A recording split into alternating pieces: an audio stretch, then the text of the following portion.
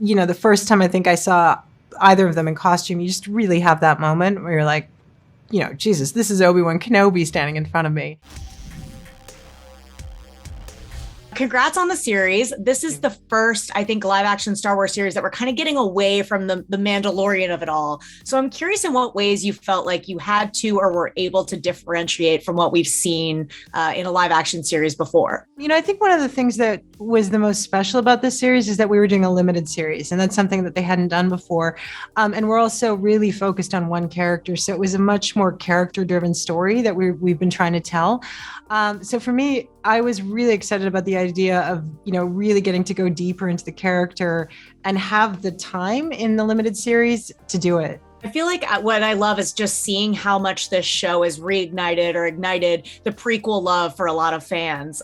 Was there anything you found, like there's so much good supplemental material between, Clone Wars and comics and novels. Is there anything that you found really as a valuable resource to you? It's interesting because obviously, I'd done a pretty deep dive when I first started this project, and I did look at a lot of the stuff in the extended universe.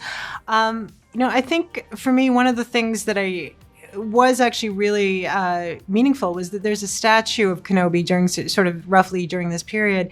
And for something about the statue, it just felt very visually like it was encapsulating the tone and the emotion and the feel. So, it was something that I would continually had in my office actually and continually look at it just to kind of feel that, the tone as much as possible. Well, speaking of the tone, like working on Star Wars in the first place has to feel so surreal, but then to have a theme composed by the one and only John Williams, what was that experience like? I honestly can't believe how fortunate we were to get him to agree to do this.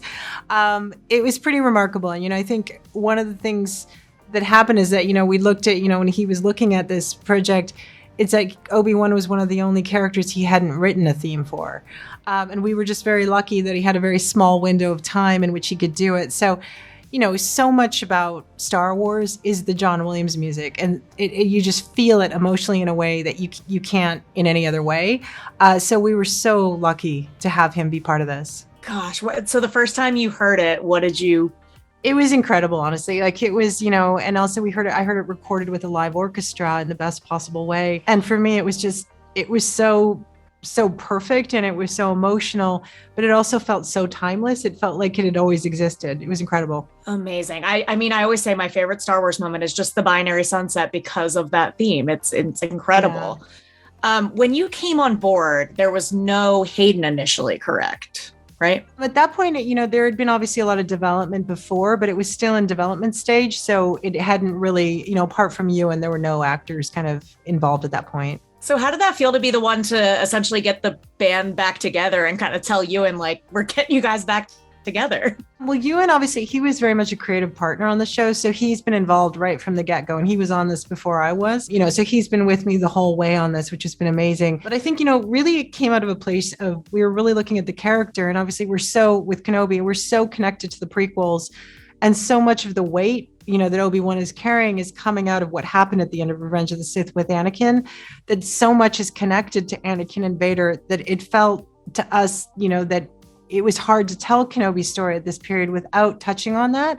And that sort of led us obviously naturally back to Hayden. Just being, in the volume, working with these guys, was there a moment where you're like, all right, like, I got to pinch myself a little bit here?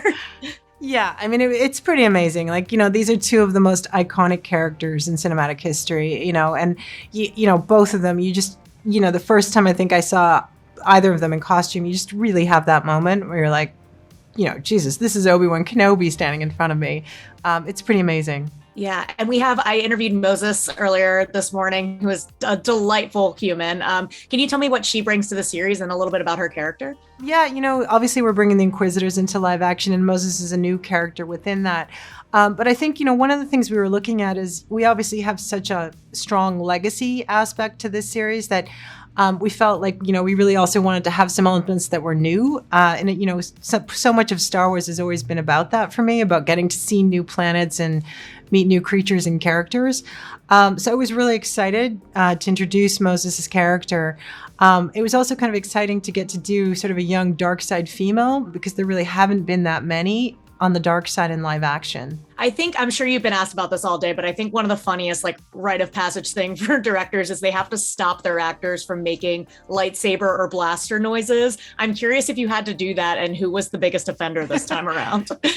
Well, I know that Ewan has obviously a very storied history with making noises, but honestly, between this one and Mandalorian, it's so many of them do it. It's very hard not to do the pew pew too with the blasters. And also the crew does it as well. But a lot of times when we're doing the action sequences, we were playing John Williams, so I don't even think I heard them doing it. So I'm sure everybody at some point did it. Oh, so you were playing it on set during scenes? We would, when we could, when it wasn't going to interfere with the sound. But I just found that, because it's so emotionally connected in it, if we play something, if Moses is doing something and we play some dark side music from John Williams, they all stand up 2 inches taller and you feel it, Oh, that's incredible. I interviewed Ewan years ago and we kind of joked around about the show tentatively being called Hello There. And it just made me curious if any other titles were thrown around. I think there were a few, but I think we wanted to keep it fairly simple, mostly because, it is about him, and so for us, I think, the title was something that we just really, really wanted to make it clear it's a show about him and it's his show. Well, I cannot wait to see it at Star Wars Celebration, and I hope to see you there too. Thank you so much. Thanks. Take care.